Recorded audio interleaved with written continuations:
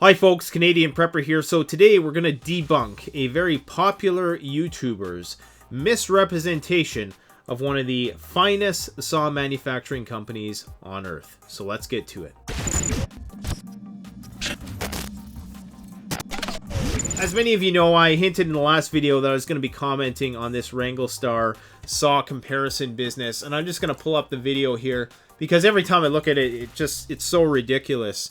Now look, I got nothing against Wranglerstar. I think the guy's a really hard worker. For him to crank out videos every day with the quality that he puts into those videos is just amazing. And not counting running a homestead and doing the forestry bit, doing the firefighting thing. The guy's really busy. I give him mad respect for what he does. That said, he knows absolutely nothing about Silky Saws and Japanese saws in general. So I'm going to educate Mr. Wranglerstar today on these things.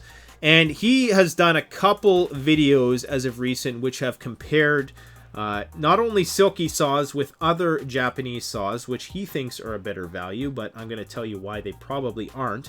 And also his comparison between Japanese saws and American saws. Now, in the first video, he was comparing this saw by a company called Ichiban, or I think it was the Ichiban saw made by a company called Samurai. I know I'm getting hungry just saying the word Ichiban.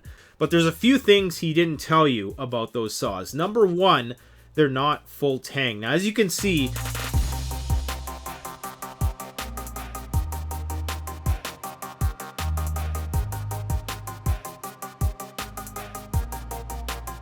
these are the saws that I sell at CanadianPreparedness.com. I'll just grab any one of these saws because they're all full tang. This saw right here, this is the Sugoi 360. You see, the tang of this saw goes all the way through to the end. This thing has a lot of heft to it. It's a rubberized handle, and of course it has that pistol grip. So this is a very ergonomic saw. Now what Wranglerstar was doing, the first mistake he made, is that he was comparing a folding saw to a fixed blade saw. So presuming that he had never used a Silky fixed blade saw like these, like the Zubat or the Sugoi, or this new one that we have here. This is the Yamabiko, and this one actually has an undercut saw on top. I'm going to be doing a review of this one. So it has a straight edge, and then it has an undercut. So if you have to get under a branch for a quick little saw, then you can do that. But he was comparing these kind of saws, folders, okay, and he said he didn't like the ergonomics of them. And that's understandable. Not everybody does, because as I've explained fully in the videos that I've done on the topic, that these are absolutely not going to be as comfortable to use as a saw that has a pistol grip. It just makes sense. That's the natural position of your hand. I was the first one to talk about that. Obviously, he was comparing a fixed blade Ichiban saw to one of these saws here. Now, he did like the Pocket Boy, and he was actually using, I don't know if he was using the Pocket Boy Curve, but the Pocket Boy Curve is a premium saw. So this one actually, in spite of the fact that it's a folder, it still feels very good, and it's ergonomically compliant with the standards that I would say, you know, deliver on some of the ergonomic saws, the pistol grip saws.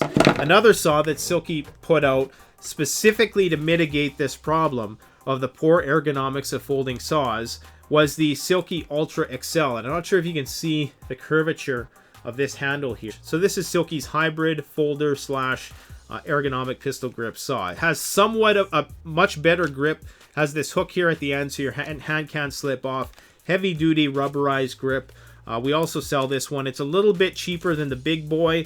It's not going to cut as big of logs as the Big Boy, but definitely very fast at cutting in its own right. So excellent saw. So that was one of the first things, is that he was comparing apples to oranges there. But the main thing that I think people need to know is that those saws are not full tang. Those Ichiban saws, I'm going to overlay an image here again because this should be a point worth emphasizing, is that you're basically paying for a folding saw mounted to a pistol grip handle, which I've already heard people complain about the fact that those things break.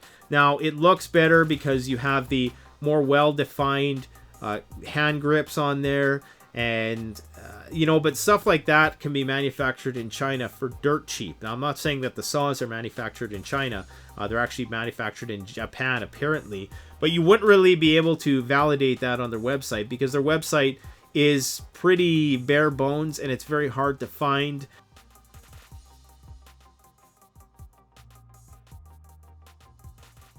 They say that they've been around for a long time, but I really don't know much about that company. For all I know, they're making the saws in China and they're passing them off as Japanese saws. I can tell you with absolute certainty that Silky has been the company that's everybody copies, because they've been around since 1918, I believe, or something like that. They've almost been around for 100 years now.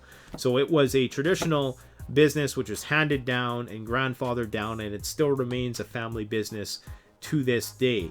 So the reason why Silky Saws are more expensive, another reason, a key reason, is the chrome plating. So with the chrome plating, that's going to add corrosion resistance, and I'm willing to bet, because I have an Ichiban saw on order, I'm willing to bet that when I do my rust resistant testing with a Ichiban and its best rival, which would be the Zubat. So this is the saw what's going to be the closest comparison between that saw that he's selling, and I'm going to tell you why he's selling that one, or why he's promoting it in a second. That's going to be the one that most compares. So I'm going to do a comparison, that corrosion resistance test. So we already know that it's not as durable because the handle isn't full tang, which is very significant if you're planning on using something long term. We know that it doesn't have chrome plating, which basically just means that there's a chrome finish added to it, so it's not going to be as easily corroded down the road. I'm not really sure about the impulse hardening. They say they're impulse hardening the teeth. We'll see about that, I guess.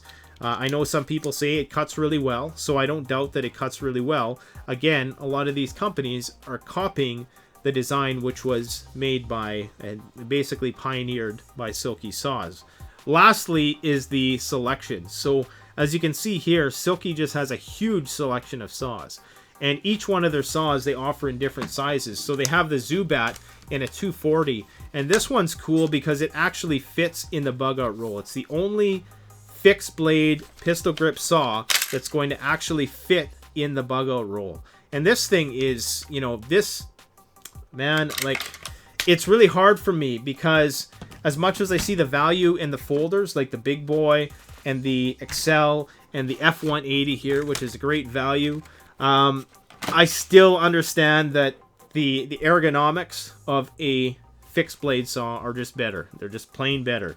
So what Wranglerstar did next really irritated the heck out of me, because I can't really determine if he's just trying to troll when he does this, because it seems like you would have to be trolling, because a person who knew as much about arbory and forestry as he did would have to know that that is not remotely a valid comparison between two different types of saws. He has this, what looks like a 5-foot bow saw that he hoses down with WD-40. Alright, so right before I was ready to upload this video, Wranglerstar redeemed himself by making another video comparing the Katana Boy to a Bucksaw.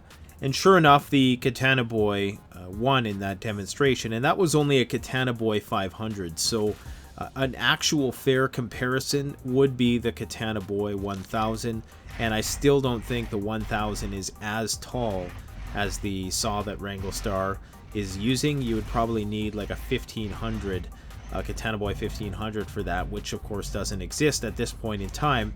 But I do respect the fact that he did acknowledge that the first test that he did was a little bit ridiculous. So disregard some of the shade that I'm throwing on the guy in this video. He has acknowledged the error of his ways, and he has corrected it.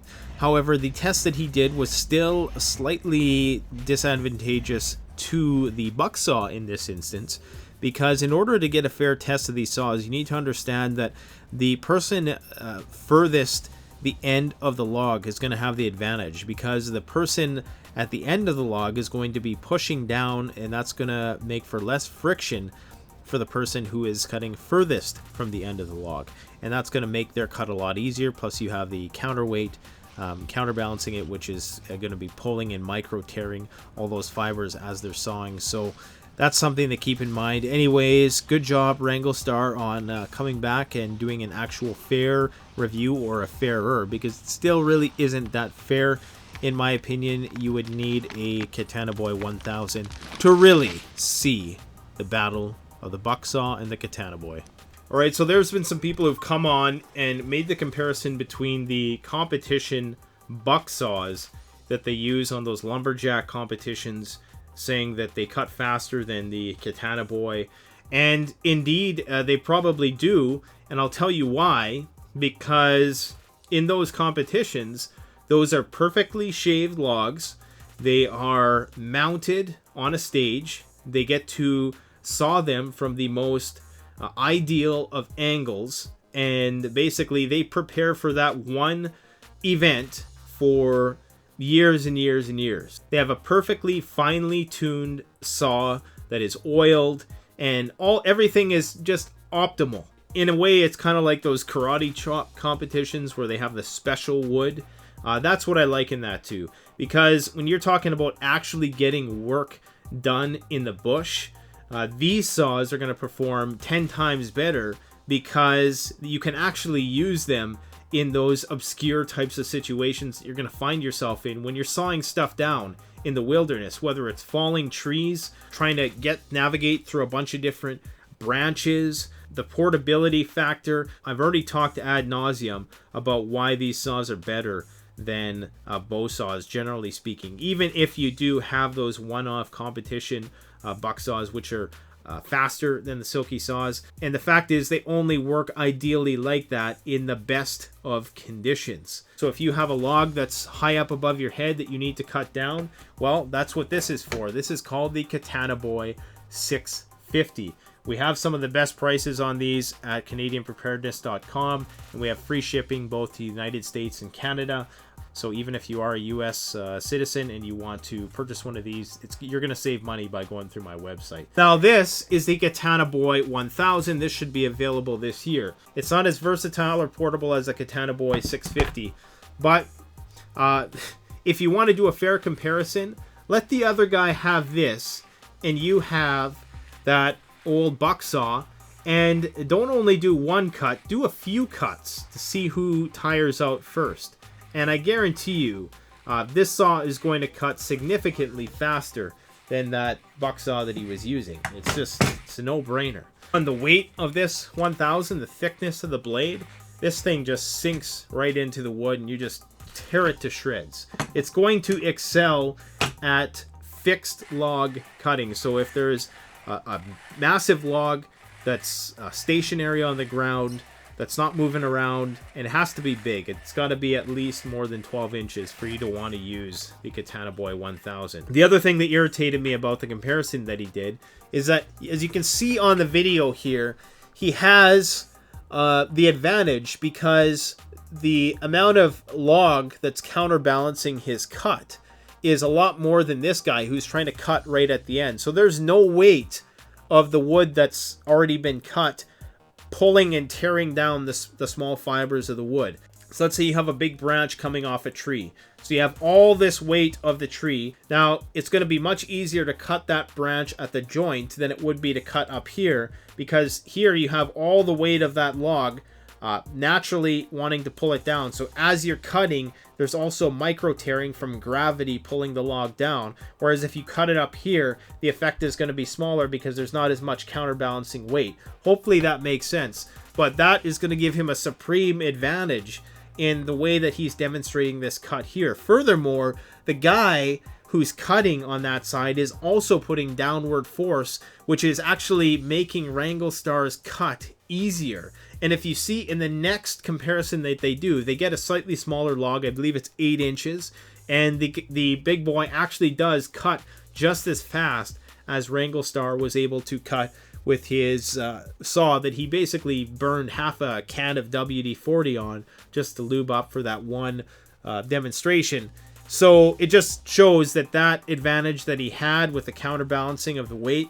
And I can tell just by the way he talks about the saws that he's not very familiar with them. Now, I know he has used them in the past and he has praised them in the past, but I can tell you another thing about Silky.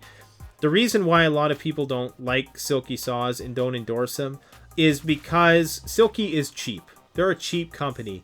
They know that they make the best quality saws, so they don't like paying gear reviewers to do things. That's just the way it is.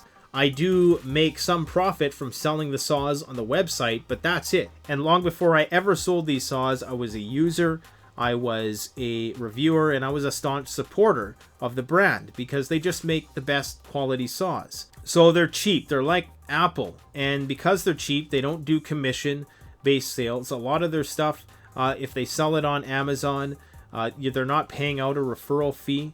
So a lot of people don't like that. So lots of reviewers can't make money when they review Silky Saws. And so that's why you're probably not going to see a lot of very favorable reviews from some of these very big YouTubers, is because they're not getting paid for it. And you know what? I don't blame them. If they have to make a living and Ichiban is going to offer them high commission for selling their saws, or they get some sort of affiliate commission for doing that, then I can see why they might be motivated to do that.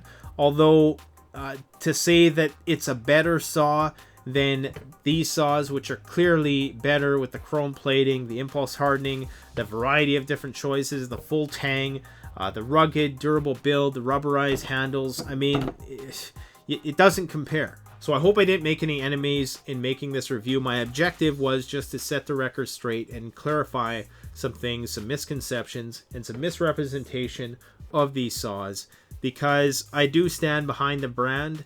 It served me well in the field for many years, and I would strongly encourage you, if you're interested in any of the saws you see here, go to CanadianPreparedness.com. Like I said, free shipping over $250 anywhere in North America. We do ship overseas also, but there are some pretty hefty fees for tracked packages that we ship overseas. Fortunately, in Canada, we have very high shipping costs. If you have any questions, comments, concerns, leave them in the description. I will try to address them. Thanks for watching. Don't forget to like, comment, subscribe. Canadian Prepper out.